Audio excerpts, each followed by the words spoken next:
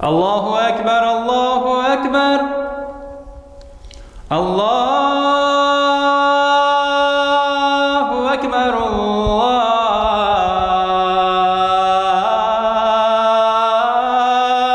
Акбар.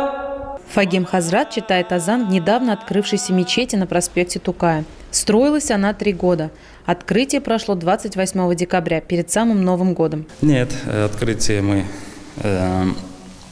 сделали так скромно. Приезжал муфти Камиль Хазрат Самигуллин, Республика Татарстан. Вот. Были руководители и местные религиозные руководитель имам Мухтасиб. Ну и была идея, чтобы вот мечеть просто открыть в таком скромном. И люди шли сюда по, так скажем, зову сердца, с душой. Идея построить небольшую мечеть, которая будет сочетать в себе элементы татарского и восточного стилей, возникла 5 лет назад. Архитектурой занимался Ильдар Гениятов. У строения 1 купол и 1 минарет. К слову о куполе. Изнутри он выполнен в виде лепестков. Их здесь 99. Согласно преданию, у Всевышнего как раз столько имен. И мы хотели с этой мечетью показать красоту ислама через вот эти красивые мечети. И мы здесь как бы разрешаем, чтобы эту красоту сфотографировали и распространяли, и чтобы вот это божественный свет, он внутренний и внешний, он всегда созидал. Крыльцо мечети сделано с подогреваемым основанием, поэтому снег, попадая на него, быстро тает, что делает вход безопасным. Высокие двери исполнены с отсылкой к Каабе. Идея в том, чтобы человек вдохновлялся, чтобы его мысли возвышались. Внутри мечети тишина, ощущение уюта и покоя. Мы приглашаем всех, кто действительно хочет ощутить вот это и побыть в таком состоянии, божественном состоянии. Все мечети такие.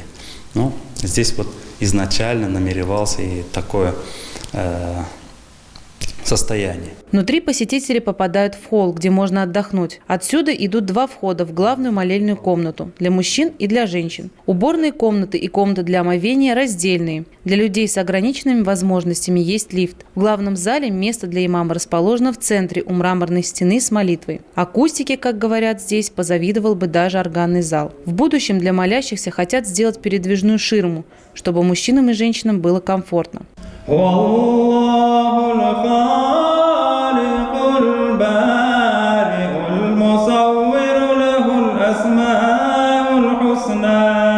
Сам Хазрат в религиозном служении уже давно. Его дедушка был имамом. Он считает, что все было предопределено. После 11 класса пошел учиться в Казанскую медресе. После поехал учиться в Турцию, где прожил 4 года, изучая Коран и арабский язык. Является текстологом. Он рассказал об одной из самых значимых работ – книге, которую сам перевел. 3000 экземпляров. И здесь еще плюс, в чем его особенность, мы его смогли издать и с оригиналом. Потому что эта книга «Машхур Хатан-нар» была, получается, печатана более 100 лет тому назад, и она больше не издавалась. Вот мы дали жизнь этой книге еще раз.